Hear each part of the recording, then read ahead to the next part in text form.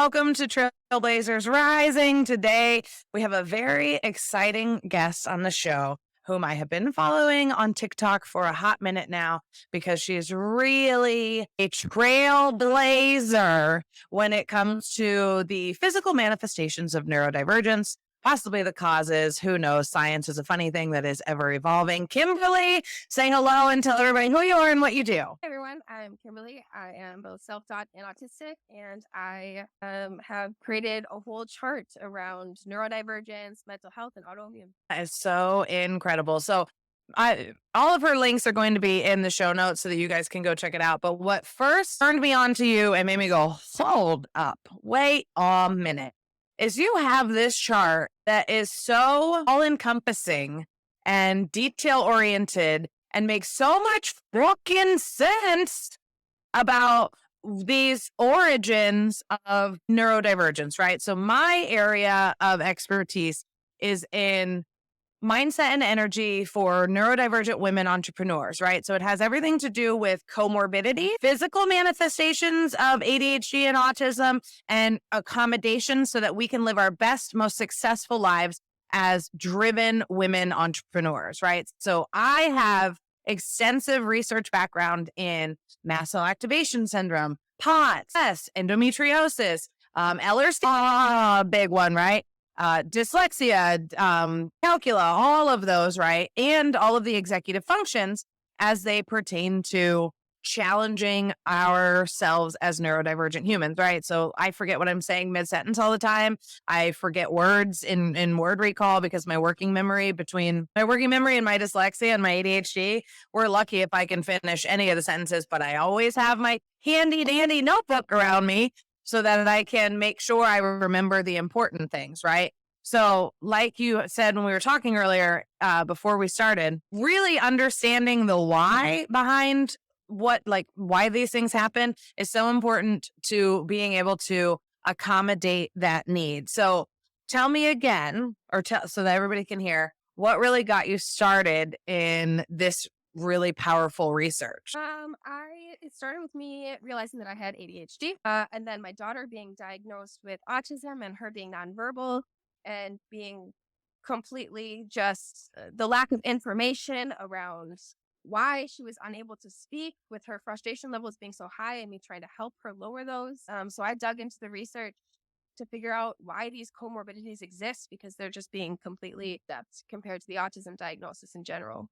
And we really need more help with the comorbidities because with 80-90% of us having the same ones at some point, it's got to be part of the diagnosis so we can all get some symptom relief. Absolutely. Because here's the thing, and I say this to anybody who will listen until I'm blue in the face. A woman who was told that it's anxiety and depression and that I would be able to take a pill and do some therapy and it would go away and I would not have these problems. The mindset really had to shift. It's ADHD and autism, and this is your neurotype. This is how you perceive the world and how you interact in the world, and it requires accommodations for the rest of your fucking life. That really started making all the changes. So when I was looking at your resources and seeing, glutathione and all this other stuff on there, I was like, this bitch knows what she's talking about. Where have you found the most helpful, all-encompassing research? Because I'm sure you know, as well as anybody else in this field, most of the research is done on fucking children. So us women entrepreneurs out here who are just trying to figure out, wait, how does ADHD affect me? How does the Ehlers-Danlos affect me? How does this affect me? There's so much out there that only points to, I hate to say it, little white boys. I completely gave up on the research that was linked to autism for the longest time, and I went straight for the biochemical pathways. I looked at what could be causing these symptoms, not the diagnosis, strictly the symptoms, and I came across BH4 because it was very bottom up. First, it was the hypotonia. What causes that? Oxidative stress. What causes that? And on and on and up. And then I found causes everything at the same time. And my jaw dropped, and I was like, oh, here we go.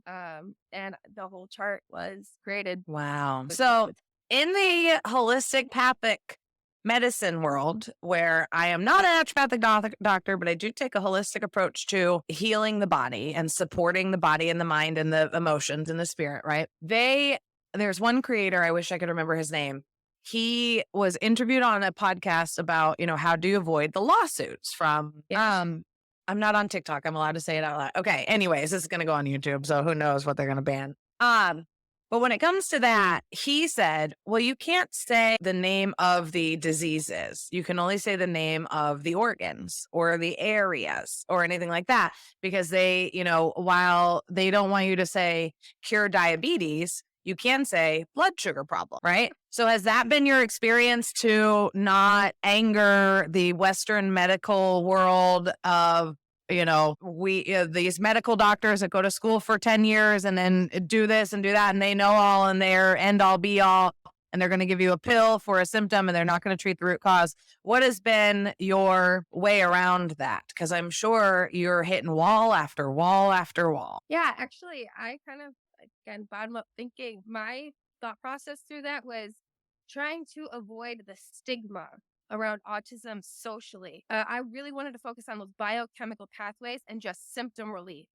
Pick your symptom relief. Okay, I have this symptom causes that. What does that look like? And how do I help that? For example, lack of blood flow, right? That comes with pot. Mhm. What causes that on the nitric oxide pathway? And how do I stop that gap? Has really helped me avoid both the stigma and the what's the word, backlash from the scientific community. So with backlash, I have been following you for a while, and I know that there was one male, it's always a male, doctor who was stealing your shit and Yeah. claiming it to be their own. What happened with all that? I talked to his son and I got a little spooked. I was like, I don't want any type of lawsuit at all. I took it all down because I found out that he was into certain activities that I just didn't want to promote any. I had followers when watching his content. I didn't want that at all. So I was like, I am just never speaking his name again. His name is out Hmm. of after that. It feels like that's going to be something you encounter a lot with the world of it. Because if we think about it, my main question that I always ask myself is who benefits from that when it comes to anything, right? There's a woman who is on all of the podcasts, all the big podcasts right now. She's on Mel Robbins. She's on Diary of CEO. I forget her name off the top of my head, but I have been following her very diligently. Again, working memory. And she's an expert in fasting, especially for women. And I'm like, okay. And she really knows her stuff. And she's talking about all that. And she's going on all the podcasts and we're learning all this stuff.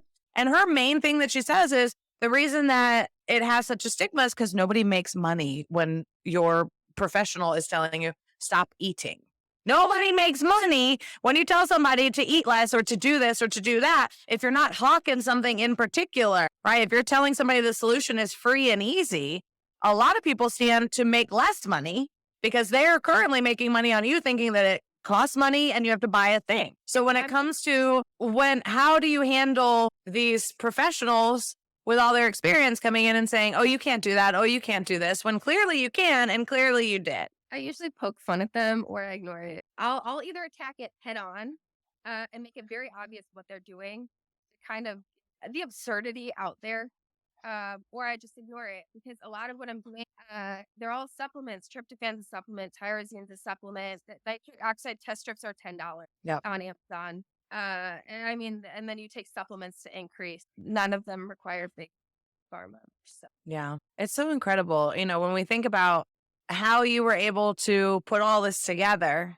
with the research that's out there, right? Because I don't know about you, but like, even when I do make it really big, I don't want to spend my time on performing the research. That's never been the part of the science that I like. I like taking all the findings and then saying, okay, well, here's how I'm affected and here's what the findings say. So how can I make something that's going to fix me or address me or, make it so that I can live a better, happier, healthier life? Because as it is right now, as a chronically ill neurodivergent woman, if I were still living by the neurotypical rules out here, I wouldn't be successful. I would be burned out. I would stay in the cycle of burnout. So you as a teacher who's been doing all of this, how do you battle the burn? Um, the chart has helped me battle the burnout a lot because I discovered we have the brain chemicals that we have are high for too long. It's not healthy for you, and that depletes hormones. So figuring out how to work around that and how to heal my system from those fight or flight hormones being extended for such a long period of time has really helped me. And knowing even just to keep those low now, activate the Yeah. parasympathetic so that you can rest and recover properly. It's all been So helpful. So helpful. My whole life, I'm 37. My whole life, when my mom was alive, she died in 2020, was a joke about how I don't poop, how I am a chronically constipated. Mel's never going to poop. Like if I was traveling, my mom would text or call me and say, make sure you're taking your stool softeners because you're really not going to poop when you're traveling. And now, with all the research that I've done in these past couple of years, with my Ehlers-Danlos, my endometriosis, and my chronic stress, fight, flight, fawn, or freeze, I now understand that my digestive system has essentially stopped working because it was never given the support that it needed. And the more stress that you have, the more digestive issues you're going to have. And especially understanding, because I have a lot of friends that are like, "Oh no, I have diarrhea all the time. I'm not constipated, not at all. I get nervous." And I go, I have done so much research into neurodivergence and the digestive system and how that works for us, especially with all these comorbidities, that I am now telling all of my clients, like, hey, I need you to check out this creator and this creator and this creator who are, like licensed in nutrition and constipation, especially, and all this other sort of stuff.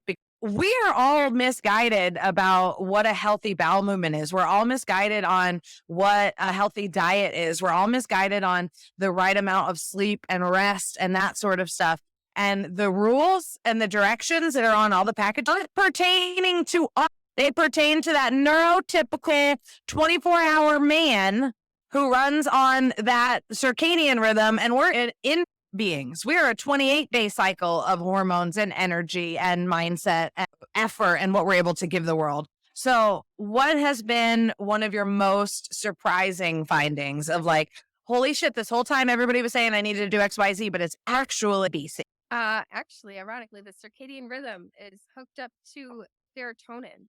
Serotonin controls the circadian rhythm. Once I realized that, it blew my mind. That's why the low serotonin that is seen is the cause, because serotonin also creates melatonin, which helps. Yeah. So finding the extent that this is all connected and that no one has connected the mind blowing, because the research has all been there. I have done no new groundbreaking research. I have just connected the dots between everything that already.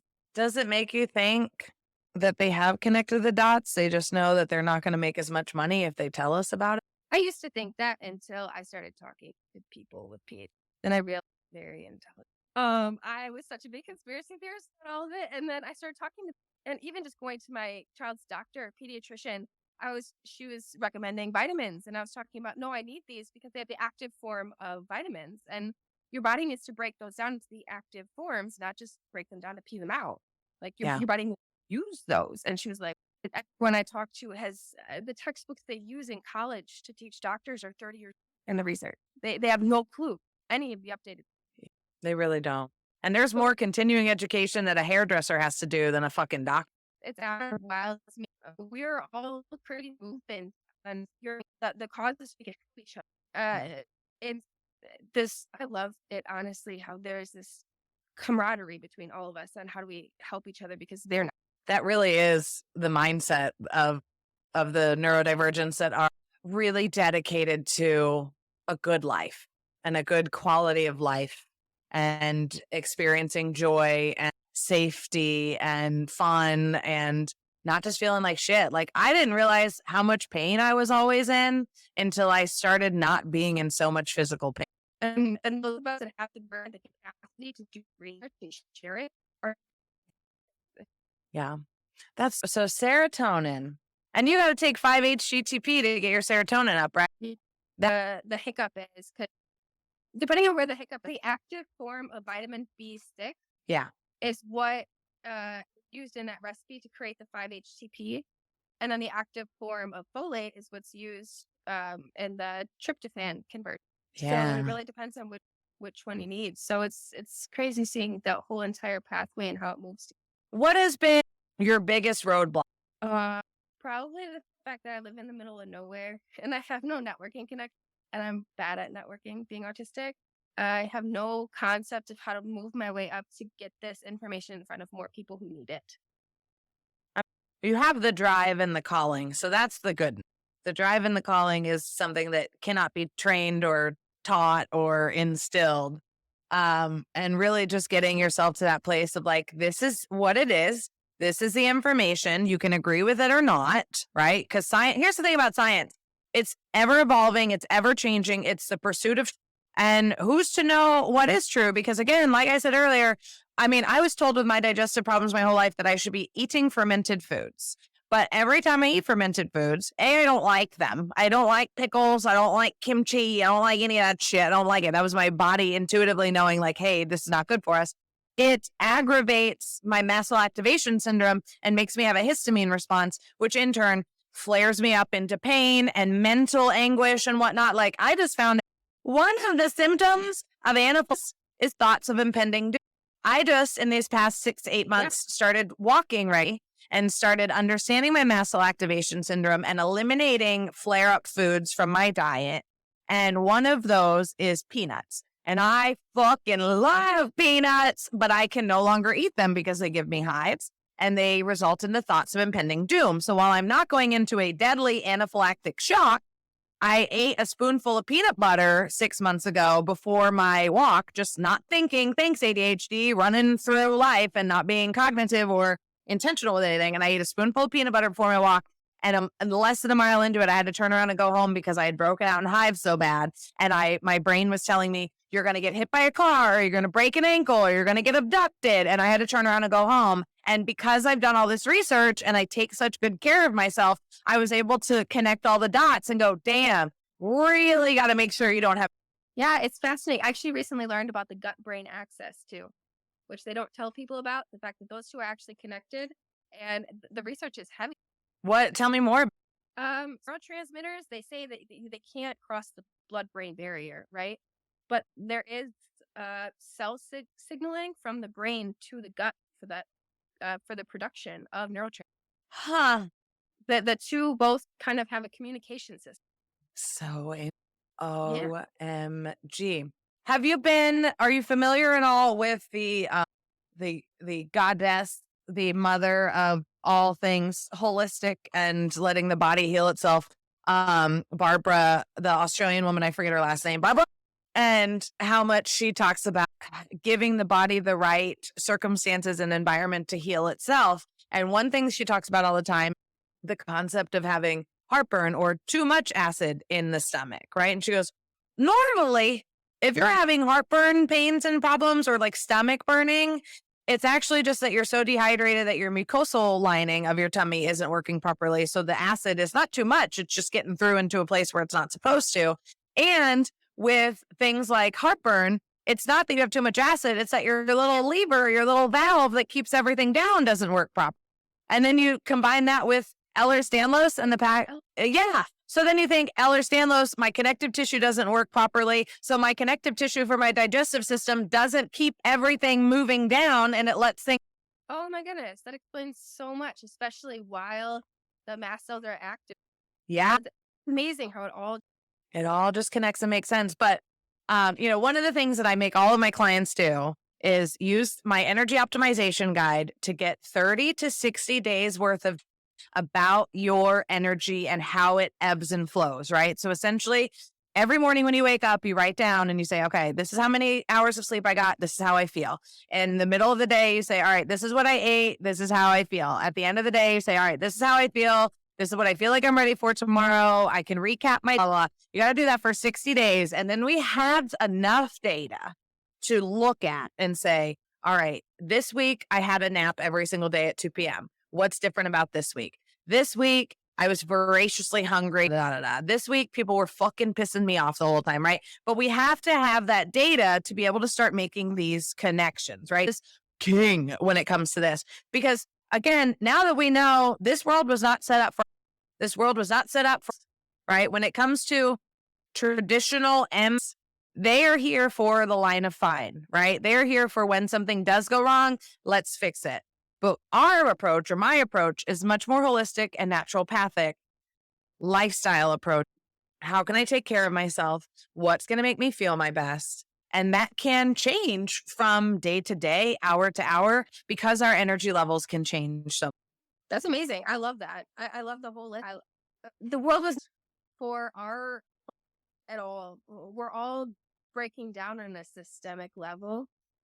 So taking a holistic approach and fixing everything as a whole is I completely support. Yeah.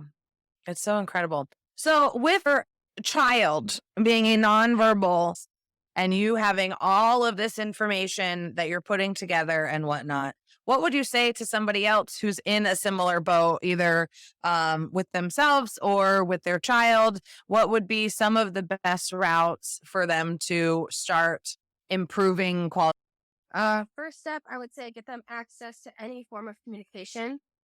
Communication, language access deficits between the ages of 0 and 5 can cause lifelong.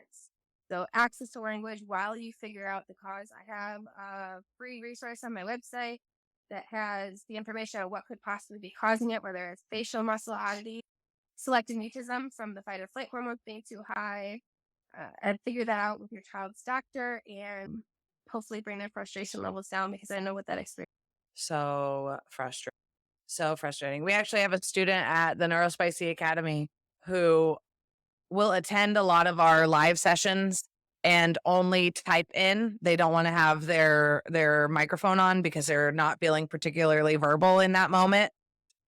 To understand that, and that it's not necessarily that you worked yourself to the point of shutdown. It's not necessarily you don't want to be around people, that it's simply your neurotype saying, I want to be here and I want to absorb all of it, but I don't. Yeah.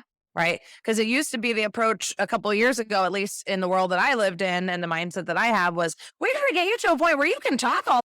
It's like, maybe that's not the case. Maybe it's to be in an environment where not talking. Yeah, it's like pushing someone past the point of like, oh, you don't process sugar correctly. So make sure that we start you don't deserve insulin. You don't deserve those accommodations.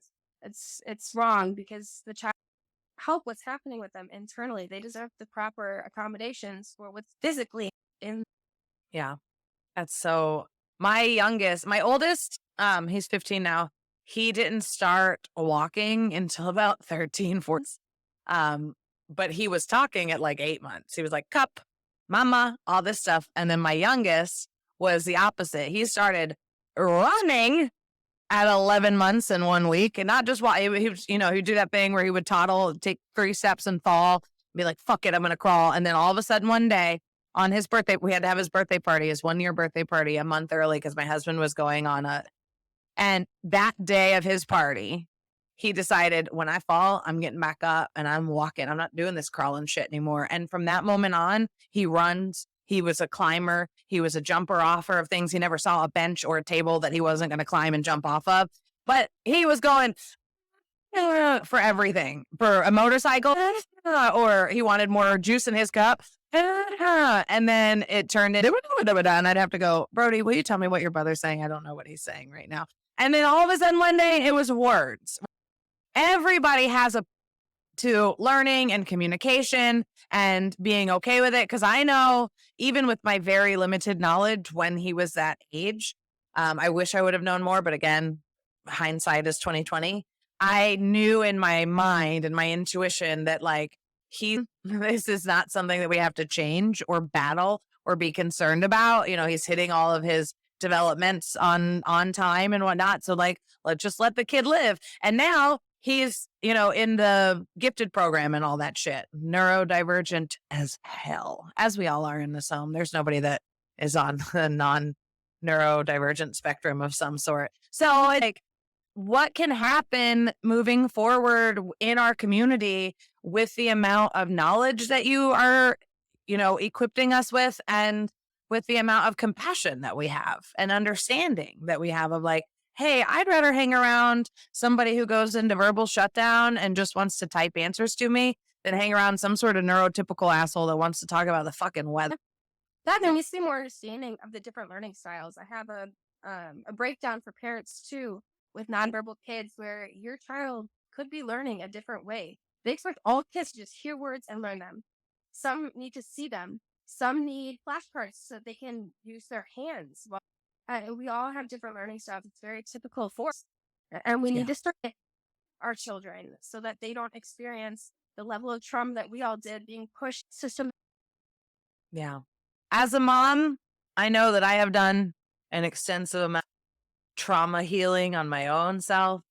And my personal breakthrough that I felt really deeply, that resonates with a lot of other people, is that moment where instead of feeling the need to say, well, my parents, they tried their best, they really meant well, la, la, I no longer feel the need to say that. I can now just say, I experienced abuse of different forms and things that I shouldn't have gone through. And whether they were trying their best or not is irrelevant to. Yep, I had the same. We don't really speak anymore, and I hit the point. Like, you loved me at the capacity that you are capable, and I let her hold the responsibility. Yeah. When we realize too, like, what we're mourning is the loss of a relationship that we've created in our brain, or a potential relationship. This is how it could be if they would do the work and they would own up to their shit and they would, come through this trauma too. But once we understand we're only responsible for our own healing and for filling our own cup and taking care of ourselves to our best ability, because nobody else is here to take care of us. Once we, hit a certain age and your parents are no longer responsible for making you grow into a wonderful human, you're fucking responsible. Yeah, I think everyone as a community is pretty much at this point where we're like, okay, this is where we're at. How do we move forward? We've all Yeah. experienced trauma. We've all gone through all of this. How do we take this, use this, and help the next generation? Because that's so bad to say out loud, but there's no saving. There's none. Unless they want that. They have to want that. We can't drag us. They have to want it. So we're just focusing on our kids. Yeah. And we know it's possible for that generation because I'm seeing it in some people. There are definitely some people, these older generations, that are really like, damn, I didn't realize that it was that bad when you experienced it, because to me it was a Tuesday and to you it was a life. Yes, exactly. That intrinsic motivation has to be there. And I love Yeah. seeing it when they have that light bulb moment and they're there with us. I mean, I wish my mom had hit that point too, but I am of the older generation, which I'm seeing uh, the typical drama with the cookie in the cookie jar, having sit down talks with their neurodiverse and how they're going to help change things. And I love that for them. It's so good. So moving forward, what are your plans to be getting this information out to as many people as possible? Just keep plugging along on the social media and whatnot? Yep. And I've made a book. So more of a wider audience. I'm doing advertisements on Google Ads and Amazon, and hopefully getting my story out there so more people dig into the research, because it's a lot to emotionally hook them so that they come with us. And yeah, I'm really excited about what the future holds. Oh, and I'm looking at putting my poster. I'm in talks with someone in the PhD world who's been amazing. He's helped me map out his own biochemical, and he has that up now. I think he published that. I will release his name if he allows me to. But That's so incredible. We need more people out here dedicating and devoting themselves to the pursuit of knowledge, right? Because we know, especially, that it's not a lack of education, it's a challenge with and execution. It's taking what we know and turning it into something that is actionable, that can actually start providing the transformation and the change that will improve everybody's. exactly. I'm actually in the research. It shows that it's a low dysregulated fight or flight response. And when you're in a fight or flight response, that executive function shuts down because you are in survival. So we can't just turn that on. We have to stop that fight or flight response first. And figuring out how to do that and ways to work around it with other people. And the feedback from the community has been Good. That's so good. I'm so glad that our community, because our community of neurodivergence can be very segmented, and it can be shocking when you anger certain parts of the community. I've angered two different parts of the community before, and I'm not willing to ever partake in that ever again. So really, going about it with the intention and the strategy is just as important as the desire and. yeah, I definitely dipped my toes in pretty hard at first, not realizing what I was getting into. I think it's been really wild watching Chris, because I used to have people come at me so hard at first, and now they realize oh, this chart can help me. I can get symptom relief from my comorbidities. I really try to emphasize there's nothing wrong with the way we think as neurodivergence. I love my bottom up thinking. I Yeah. practice this hyperconnectivity happening, and I would never want to lose that. The, everything that comes with it. I mean, Yes. Yes, absolutely. Oh my God. I want to thank you much for being on the show. And everybody who is listening, just know that all of this information we talked about will be in the show notes so that you can access all of them because your resources are so fantastic and so helpful. And again, symptom relief is what we want. We're not trying to change anybody's brain. We're not trying to change anybody's operating system. We're really just trying to maximize and improve so that we can all feel as good as. Yay! Thank you so much, the show. And we will talk again real soon. And to everybody listening, I love you all equally and for different reasons. Take care of yourself and soon. thank you so much. You have a good rest of your day.